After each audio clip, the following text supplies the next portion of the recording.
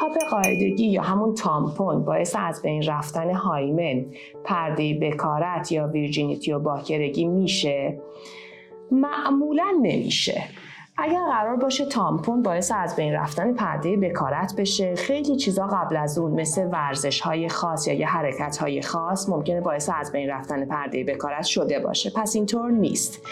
خیلی از دختر خانوم ها هم از بعد تولد به صورت ژنتیکی وقتی متولد میشن این پرده بکارت یا هایمن تو ماینه‌شون اصلا دیده نمیشه.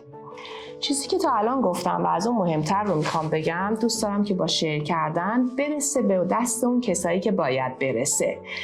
اینه که توی معاینه خیلی وقتها توسط دکتر زنان یا ماما نمیشه تشخیص داد که اصلا کسی قبلا رابطه جنسی داشته یا نداشته. این هایمن سالم هست یا نیست رو خیلی اوقات توی معاینه نمیشه تشخیص داد. پس بنابراین تامپون هم به همین دلیل معمولاً باعث از بین رفتن باکرگی نمیشه.